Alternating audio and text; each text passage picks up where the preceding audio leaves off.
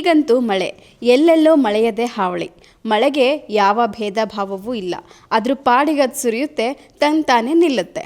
ಮಳೆಯೆಂದರೆ ಮಕ್ಕಳಿಗೆ ಆಟ, ಯುವಜನರಿಗೆ ಉಲ್ಲಾಸ, ಉಳ್ಳವರಿಗೆ ಬಾಲ್ಕನಿಯಲ್ಲಿ ನಿಂತು ಕಾಫಿ ಹೀರುತ್ತಾ ನೋಡುವ ಸೌಂದರ್ಯ. ಆದರೆ ಬಡವರಿಗೆ, ನಿರ್ಗತಿಕರಿಗೆ, ಅಲೆಮಾರಿಗಳಿಗೆ ಮಳೆಯೆಂದರೆ ಯಾವತ್ತಿದ್ರೂ ಶಾಪವೇ ಸರಿ. ಆಗಲೇ ಹೇಳಿದಂತೆ ಮಳೆಗೆ ಯಾರ ಭೇದ ಭಾವವೂ ಇಲ್ಲ. ಆದರೆ ನಮ್ಮ ಸಮಾಜಕ್ಕೆ ಇಲ್ಲಿ ಮನುಷ್ಯರ ನಡುವೆ ದೊಡ್ಡ ಕಂದಕವೇ ಇದೆ. ಆ ಕಂದಕವೇ ಬಡವ ಮತ್ತು ಶ್ರೀಮಂತ. ಇಲ್ಲಿ ಮಳೆಗೆ ಬದುಕು ಕೊಚ್ಚಿ ಹೋಗುವುದು ಮಾತ್ರ ಬಡವರದೇ. ನಗರವಾಗಲಿ ಹಳ್ಳಿಯಾಗಲಿ ಬವಣೆ ಮಾತ್ರ ಬಡವರಿಗೆ. ನಗರ ಕೇಂದ್ರಿತ ಅಭಿವೃದ್ಧಿ ಆಡಳಿತ ಇರುವುದರಿಂದ ಮಂತ್ರಿ ಮಹೋದರರು ಮಳೆಯಿಂದಾದ ಅನಾಹುತ ಪ್ರದೇಶಕ್ಕೆ ತಕ್ಷಣವೇ ಭೇಟಿ ನೀಡ್ತಾರೆ. ಆದರೆ ಗ್ರಾಮಾಂತರ ಪ್ರದೇಶಗಳಲ್ಲಿ ಕೇಳುವವರೇ ಇಲ್ಲ.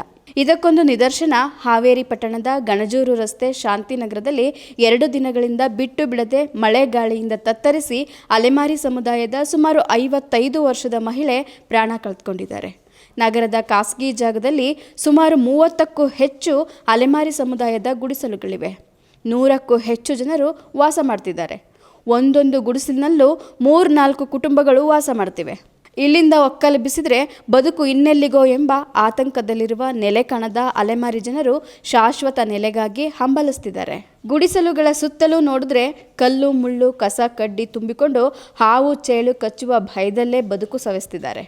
ಸತತ ಸುರಿದ ಮಳೆಯಿಂದ ಗುಡಿಸಲುಗಳ ಹಿಂದೆ ಮುಂದೆ ಮಳೆ ನೀರು ಸಂಗ್ರಹವಾಗಿ ಕೆಸರು ಗದ್ದೆಯಾಗಿದೆ. ಗುಡಿಸಲೊಳಗೂ ನೀರು ನಿಂತು ಕಣ್ಮರೆಯಾದ ಕುರುಹು. ಗಾಳಿ ಮಳೆಗೆ ಗುಡಿಸಲು ಹಾರಿ ಹೋಗುವ ಭಯದ ಕನವರಿಕೆ. ಇಂಥದ್ರ ನಡುವೆ ಸಣ್ಣ ಸಣ್ಣ ಮಕ್ಕಳನ್ನು ಕಟ್ಕೊಂಡು ಜೀವನ ನಡೆಸ್ತಿದ್ದಾರೆ. ಅವರು ಬದುಕುತ್ತಿರುವ ಸ್ಥಳ ಪರಿಸ್ಥಿತಿಗಳನ್ನು ನೋಡಿ ಅವರ ನೋವಿನ ನುಡಿಗಳನ್ನು ಕೇಳೋಣ ಬನ್ನಿ. ಇವತ್ತು ಹಾವೇರಿ ಜಿಲ್ಲೆ ಹಾವೇರಿ ತಾಲೂಕಿನಲ್ಲಿ ಗಣಜೂರು ರಸ್ತೆ ನಾಗೇಂದ್ರ ಮಟ್ಟಿ ಅಂತ ಒಂದು ಕಾಲೋನಿ ಇರ್ತಿದೆ. ಇದರಲ್ಲಿ ನಾವು ಹಲವಾರು ವರ್ಷಗಳಿಂದ ಇದೇ ಮಳೆಯಲ್ಲಿ ವಾಸ ಮಾಡ್ತಿದ್ದೇವೆ.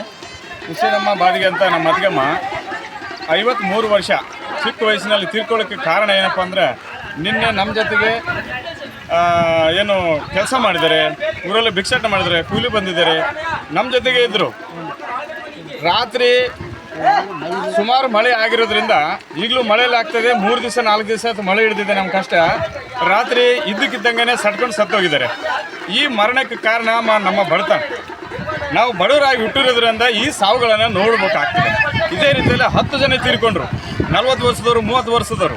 ಹಾವೇರಿ ಜಿಲ್ಲೆಯಲ್ಲಿ ಅಧಿಕಾರಿಗಳು ಬರ್ತವ್ರೆ, ಆಶ್ವಾಸನೆ ಕೊಡ್ತಾರೆ, ನಮಸ್ಕಾರ ಮಾಡಿ ಹೋಗ್ತವ್ರೆ.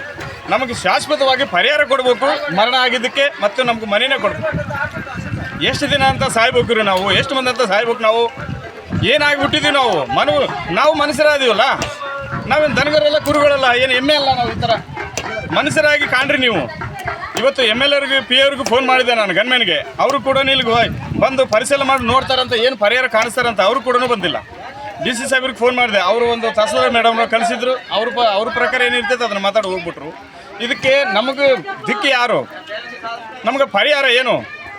ದಯಮಾಡಿ ಸರ್ಕಾರ ಇದು ಗಮನಕ್ಕೆ ತಗೊಂಡು ನಮ್ಗೆ ಪರಿಹಾರಗೊಳಿಸಿ ಆದಷ್ಟು ಬೇಗ ಮನೆಗಳನ್ನು ಕೊಡ್ಬೇಕಂತ ಕೇಳ್ತಾ ಇದ್ದೀವಿ. ಎಲ್ಲ ಲೆಕ್ಕ ಮಾಡಿದ್ರೆ ಎಲ್ಲ ಗೊತ್ತಾಕೈತಿ ನಿಮಗೆ. ಏನು ನಮ್ದು ಏನೈತಿ?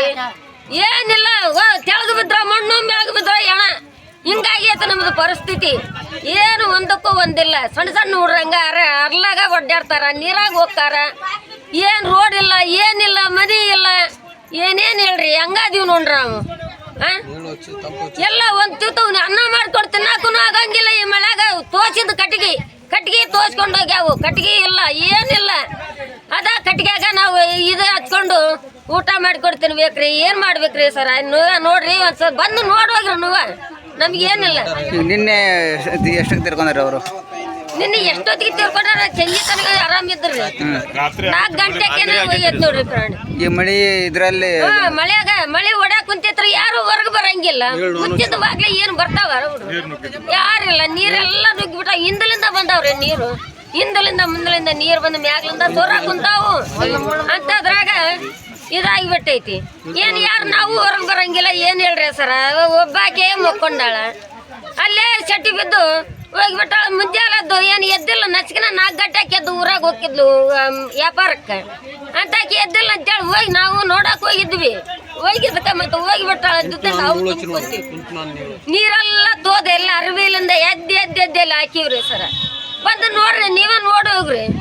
ನಾವೇನು ಸುಳ್ಳು ಹೇಳಕ್ ಕುಂತಿಲ್ಲ, ಬಂದು ನೀವೇ ನೋಡಿ ಹೋಗಿ ಬಂದ್ರಿ. ಹೆಸರು ರೀ ನಿಮ್ದು? ಹಲೋ ಸರ, ನಮಸ್ಕಾರ ರೀ ಸರ. ಹೆಸರು ನಮ್ದು ಮಾರಕ್ಕ ಕೊಂಡೂರು. ಅಕ್ಕರಾಗ್ಬೇಕ್ರಿ, ಅವ್ರಿಗೆ ಬರೀ 50 ವರ್ಷ ರೀ. ಆದ್ರೆ 3-4 ದಿನದಿಂದ ಮಳೆ ಬಂದು ಎಲ್ಲ ಮಳೆ ಬಂದು ನೀರೆಲ್ಲ ಮುಚ್ಚಲ್ದಾಗ ಹೋಗ್ಕೊಂಡು ಎಲ್ಲ ಇದಾಗಿ ದಬನೆಕ್ಕಿ ತೀರ್ಕೊಂಡು ಬಿಟ್ಟಾರೆ. ಅವರೆಲ್ಲ ಹೋಗ್ಬಿಟ್ಟಾರ. ನಿನ್ನೆ ರಾತ್ರಿ ತೀರ್ಕೊಂಡು ಬಿಟ್ಟಾರ. ಅವ್ರು ಹೋಗಿದಾರೆ. ಅವ್ರನ್ನ ಕುಂದ್ರಸ ಕೂಡ ಬರಕತ್ತಿಲ್ರಿ. ನಮ್ಮ ಪರಿಸ್ಥಿತಿ ಹಂಗಾಗೈತಿ. ಎಲ್ಲರೂ ಬರ್ತಾರ, ನೋಡ್ತಾರ, ಹೋಗಾರ ಅಷ್ಟೇ. ನಮ್ಗೆ ಪರಿಹಾರದಾನ ಅಂತೂ ಏನು ಕೊಡಕತ್ತಿಲ್ಲ. ಎಲ್ಲೆಲ್ಲೋ ಏನೇನೋ ಆಗೈತೆ, ಸಣ್ಣ ಪುಟ್ಟಿಗೆ ಹೋಗಿ ಎಲ್ಲ ಪರಿಹಾರ ಕೊಡ್ತೀರಿ. ಇಂಥದಕ್ಕೆ ನಮ್ಗೆ ಇಷ್ಟು ಅನಾಹುತಿ ಆದ್ರೂ ಬಂದು ಏನು ಪರಿಹಾರದಾನ ಇಷ್ಟು ದಿನ ಆದರೂ ಕೊಟ್ಟಿಲ್ಲ. ಈಗನೂ ಅವರು ಇವರು ಬಂದು ನೋಡಿ ಹೋದ್ರಿ ಅಷ್ಟೇ. ಅದಕ್ಕೆ ಪರಿಹಾರ ಏನು ಅಂತ ನಮ್ಗೆ ಏನೂ ಹೇಳಿಲ್ಲ.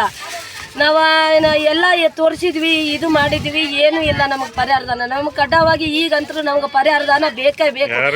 ಈ ಎಲ್ಲ ಯಾರ್ಯಾರಿಗೋ ಎಲ್ಲೆಲ್ಲಿದ್ದವ್ರಿಗೆ, ಯಾವುದೋ ದೇಶದವ್ರಿಗೆ ಎಲ್ಲರಿಗೂ ಕೊಡ್ತೀರಿ. ನಮ್ಮಂಥವ್ರಿಗೆ ಇದೇ ಊರೊಳಗಿದ್ದೀವಿ ನಾವು. ನಮ್ಗೆ ಏನೂ ಕಂಡೇ ಇಲ್ಲ ನಾವು.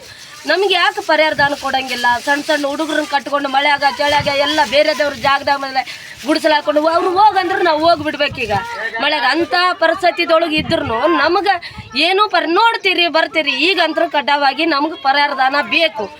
ಇಲ್ಲ ಅಂದ್ರೆ ನಾವು ಈಗ ಒಬ್ಬೊಬ್ರೊಬ್ರು ಈಗ ಹೆಂಗೆ ತೀರ್ಕೊಂಡಾರ ನೋಡಿ, ಮಳೆಯಾಗ ಸಣ್ಣವರು ದೊಡ್ಡವರು ಒಬ್ಬೊಬ್ರು ಹಿಂಗೆ ತೀರ್ಕೊಂತ ಹೋಗೋದಾಗ್ತೈತೆ. ಆಲ್ರೆಡಿ ನಮ್ಮ ಮನೆತನನ ಇದ್ರೊಳಗೆ ಹೋಗ್ಬಿಟ್ಟೈತಿ. ಇದು ನೆಕ್ಸ್ಟ್ ನಮ್ಮ ಮನೆ ಒಳಗೆ 7ನೇ ಶವ, ಇದು 7ನೇ ಶವ ನೋಡ್ರಿ ನಮ್ಮ ಮನೆ ಒಳಗಂತೂ. ಇದು ನಮ್ಮ ಅಕ್ಕರೇ ಇವರು ಸ್ವಂತ.